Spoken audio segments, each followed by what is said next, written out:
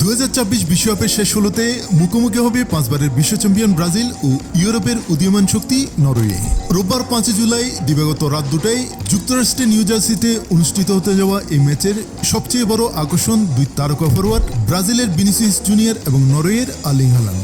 বিশ্ব ফুটবলের অন্যতম পরাশক্তি হলেও নরওয়ের বিপক্ষে সুখকর ইতিহাস নেই ব্রাজিলের। দুই দলে 4 দেখায় একবারও জিততে পারেনি সেলেসাওরা।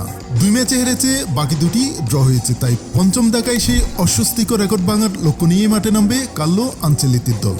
গ্রুপ পর্বে স্কটল্যান্ড ও হাইতিকে হারিয়ে এবং মরক্কোর সঙ্গে ড্র করে গ্রুপ সেরা হয় ব্রাজিল। তবে রাউন্ড অফ 32-তে জাপানের বিপক্ষে পিছিয়ে পড়েও শেষ মুহূর্তের গোলে 2-1 ব্যবধানের জয় তুলে নিয়েছে পাঁচবারের বিশ্ব চ্যাম্পিয়নরা। অন্যদিকে ইরাক ও সেনেগালকে হারিয়ে এবং ফ্রান্সের কাছে হেরে গ্রুপ রানার্স আপ হয় নরওয়ে।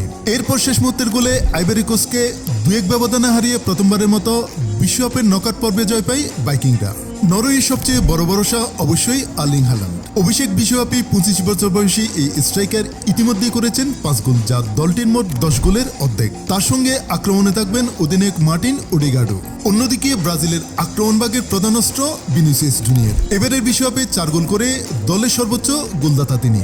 এছাড়া 2002 সালের রোনালদো ও রিভালদোর পর প্রথম ব্রাজিলিয়ান হিসেবে টানা 3টি গ্রুপ ম্যাচে গোল করার কীর্তি করেছেন ভিনিসিয়াস। উল্লেখ্য 2002 সালেই সর্বশেষ বিশ্বকাপ জিতেছিল ব্রাজিল।